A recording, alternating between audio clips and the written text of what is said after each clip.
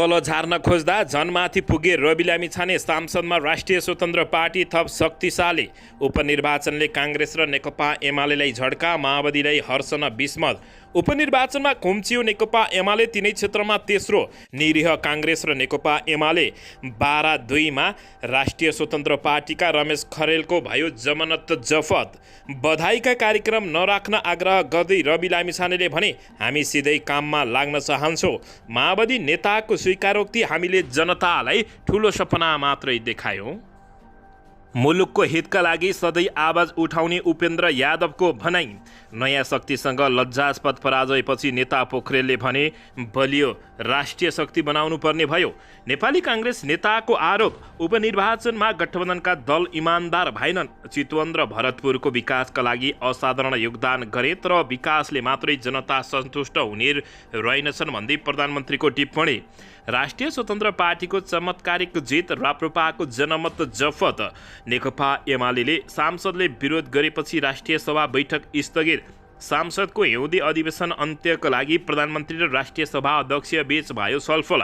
लुम्बिनी प्रदेशको नयाँ सरकार गठनका लागि गठबन्धन दलहरू जुटे छलफलमा। नम्बर 2 राष्ट्रिय स्वतन्त्र पार्टीका रमेश खरेल सहित 31 जना उम्मेद्वारको जनमत जफत। उपनिर्वाचनको मत परिणामपछि ठुला दल सचिने कि सकिने, यसो भन्छन् प्रचण्ड, बाबुराम विश्वप्रकाश लगायतका यी नेता। वामदेव गौतमको मनोनयन विरुद्ध निवेदनमा सर्वोच्च अदालतले माग्यो बहस नोट। उपनिर्वाचनको नतिजा, राजेन्द्र लिङ्गदेललाई प्रेसर। संसदीय समितिले पूर्णता नपाएकोमा सभामुखको असन्तुष्टि, भोलिसम्म नाम पठाउन आग्रह। गण्डकीमा भागभण्डाकै सकस फुकेन सत्तारूढ दल गठबन्धनको गाँठो। र राष्ट्रिय स्वतन्त्र पार्टी सहित सही बाटो पक्रिए काङ्ग्रेस र एमालेको पत्ता साफ, नत्र देशमा दोस्रो माओवादी। अब हेर्नुहोस् पुरा समाचार।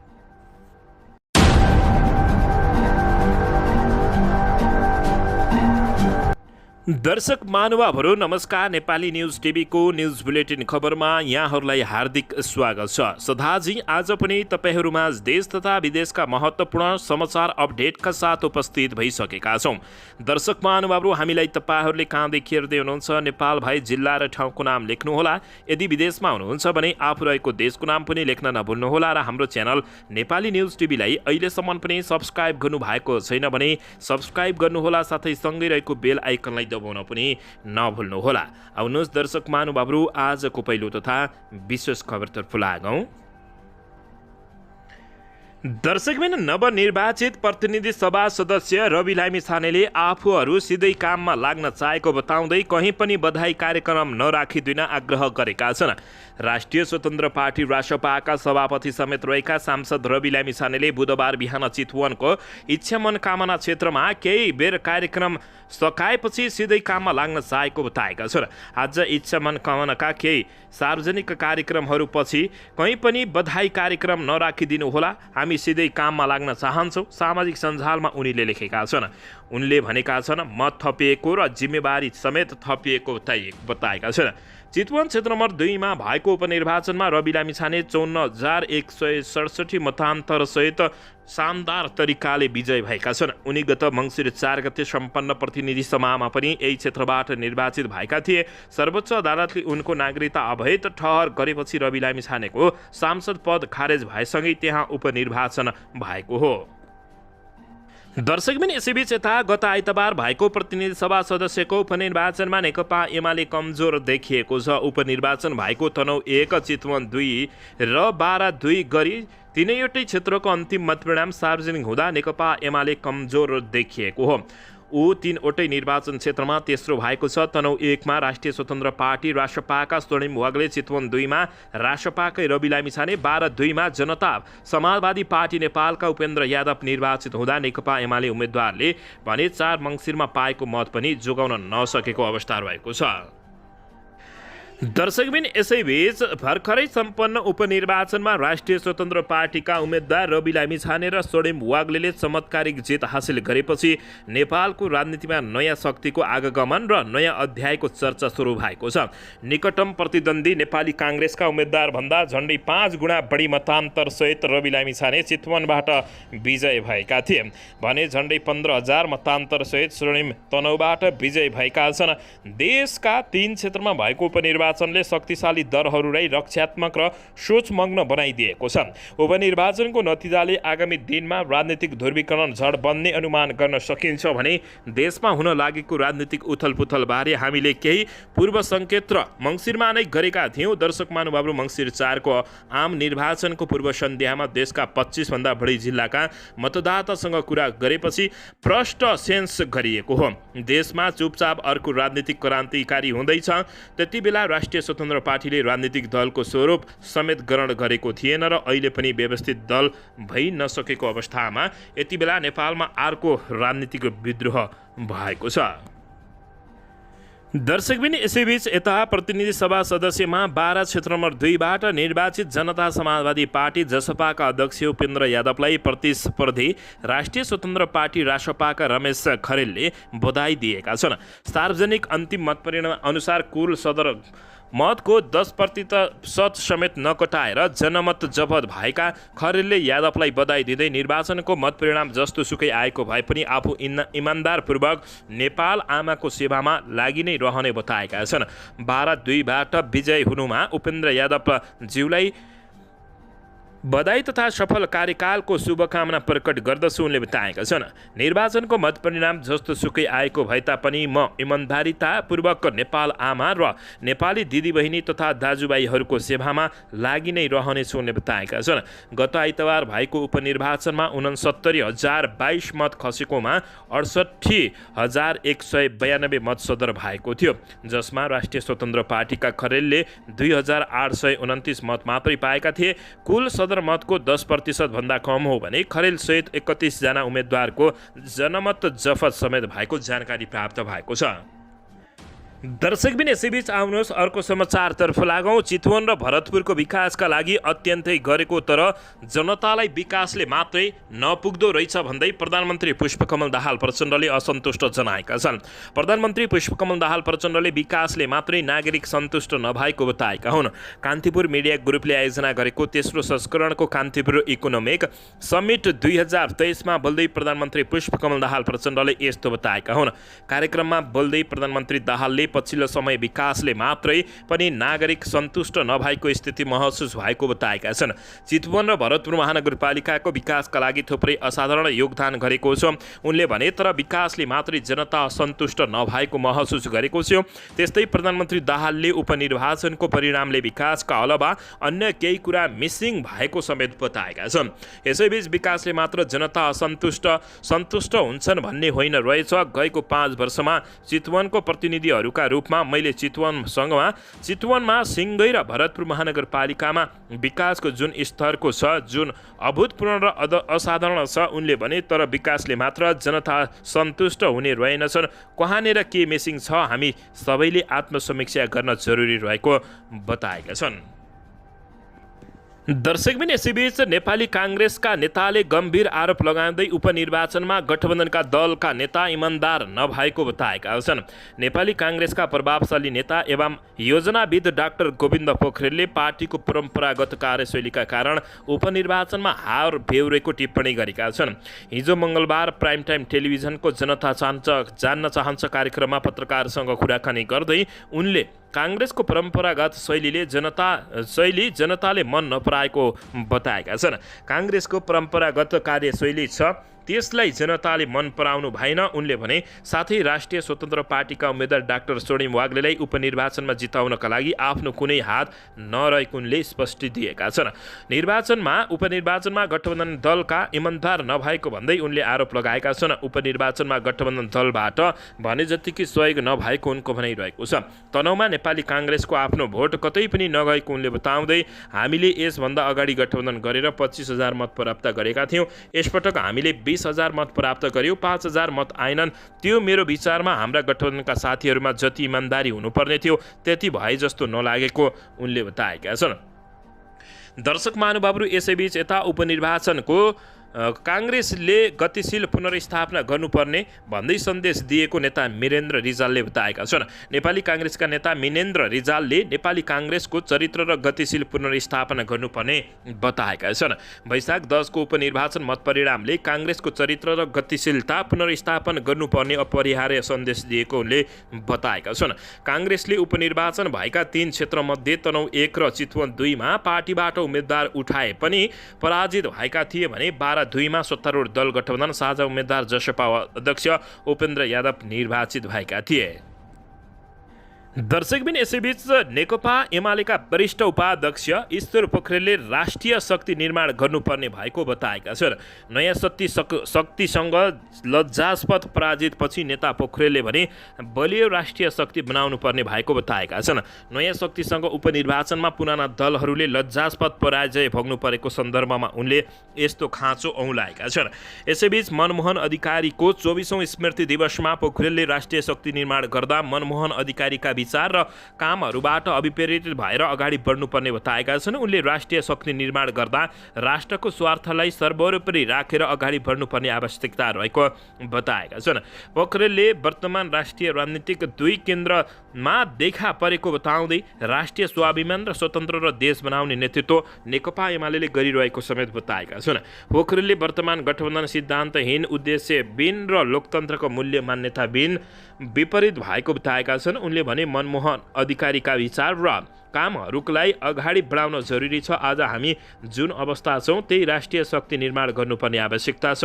राष्ट्रिय शक्ति निर्माण गरिरहँदा राष्ट्रको स्वार्थलाई सर्वोपरि राखेर अगाडि बढ्नुपर्ने आवश्यकता छ।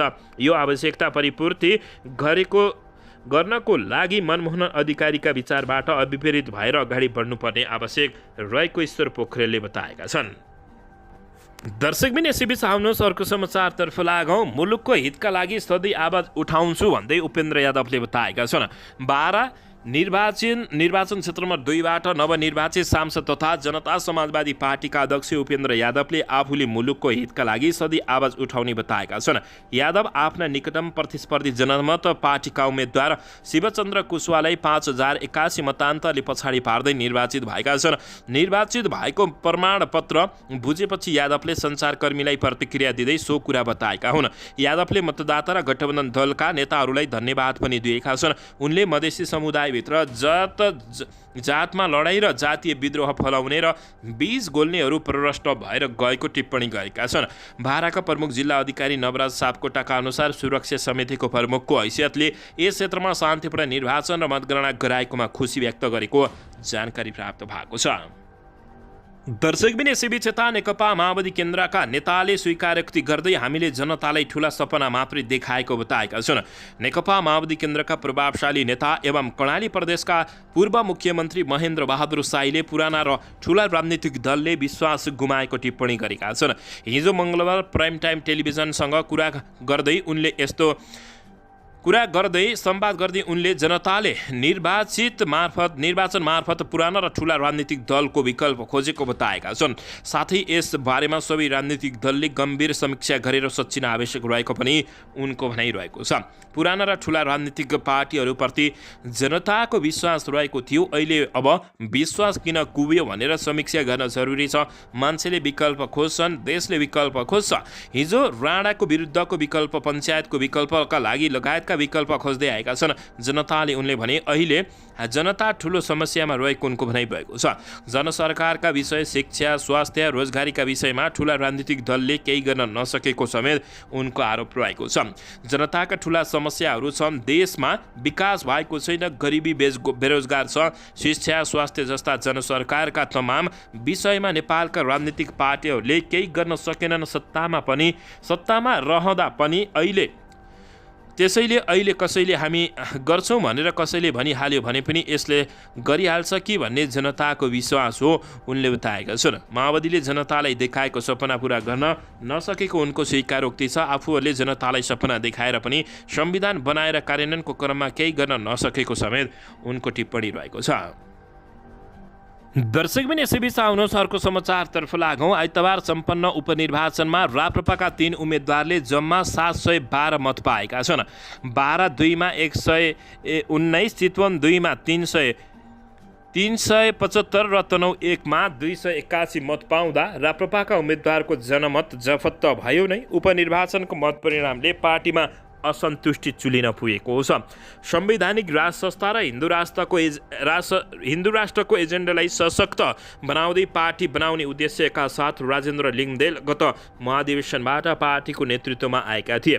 राजेन्द्र लिङ्गदेल नेतृत्वमा आएसँगै पार्टी बन्ने आशा गरिए पनि पछिल्लो निर्वाचनको नतिजाले सो आशा निराशामा परिणत भएको पार्टीका कतिपय नेता तथा कार्यकर्ताको भनाइरहेको छ।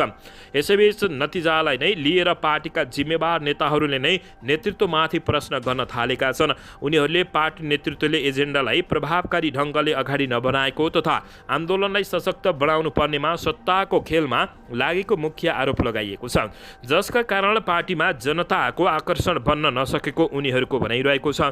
पार्टीमा पर्याप्त छलफल नगरेर र नेताहरूको जिम्मेवारी समेत स्पष्ट नगर्दा समेत राप्रपालाई आशातीत गति दिन नसकेको उनीहरूको भनाइरहेको छ। नेतृत्वको यस्तै कमजोरीले जनतामा आशा जगाउन नसकेको र त्यसले असर निर्वाचनसम्म आइपुग्दा प्रष्ट देखाएको उनीहरूले आरोप लगाएका छन्। दर्शकबिन यसैबीच यता लुम्बिनी प्रदेशमा नयाँ सरकार गठनको लागि आह्वान गरेसँगै गठबन्धन दलका नेताहरू छलफलमा जुटेका छन्। मङ्गलबार प्रदेश प्रमुख अमिक सुरेचनले सरकार गठनको लागि आह्वान गरेपछि गठबन्धन दलका 8 दलहरू छलफलमा जुटेका हुन्। बुधबार नेपाली काङ्ग्रेससहित 8 दलको बैठक भैरवामा जारी रहेको छ। प्रदेश प्रमुख शेरचनले संविधानको धारा 168 को उपधारा 2 अनुसार प्रदेश सरकार गठनको लागि आह्वान गरेपछि काङ्ग्रेस, नेकपा माओवादी केन्द्र, जसपा, लोसपा लगायतका दलहरूले लुम्बिनी प्रदेश संसदीय दलका नेता डिल्ली चौधरीलाई मुख्यमन्त्री बनाउन छलफल थालेको बुझिएको छ। गठबन्धनमा रहेका 53 जना सांसदहरूको हस्ताक्षर सहित बिहीबार प्रदेश प्रमुख समक्ष मुख्यमन्त्रीमा दाबी पेश गर्ने तयारी भएको काङ्ग्रेस नेता डिल्ली चौधरीले जानकारी दिएका छन्। उनले भने मुख्यमन्त्रीमा दाबी गर्नका लागि हामी तयारी अवस्थामा रहेका छौँ। आज बुधबारसम्म भएन, अब भोलि बिहीबारसम्म प्रदेश प्रमुख समक्ष मुख्यमन्त्रीमा दाबी गर्ने उनले बताएका छन्। प्रदेश प्रमुखको कार्यालयले 2 वा 2 भन्दा बढी दलहरूको समर्थनमा हस्ताक्षरित सहित सरकार गठनका लागि यही वैशाख 14 गते बिहीबार 4 बजेभित्र दाबी पेश गर्ने समय सीमा दिएको जानकारी प्राप्त भएको छ। दर्शकबिन यसैबीच यता सांसदको हिउँदे अधिवेशन अन्त्यका लागि प्रधानमन्त्री पुष्पकमल दाहाल प्रचण्ड र राष्ट्रिय सभाका अध्यक्ष गणेशमान तिमल सिन्हाबीच छलफल भएको छ। दर्शक महानुभावहरू, प्रधानमन्त्री पुष्पकमल दाहाल प्रचण्ड र राष्ट्रिय सभा अध्यक्ष गणेश प्रसाद तिमल सिन्हाबीच सांसदको हिउँदे अधिवेशन अन्त्यका लागि छलफल भएको छ। प्रधानमन्त्री निवास बालुवाटारमा बुधबार भएको भेटमा राष्ट्रिय सभा अध्यक्ष तिमल सिन्हाले रुसको सङ्घीय सांसद उपल्लो सदनको नियन्त्रणमा भएको भ्रमणबारे जानकारी गराएका थिए।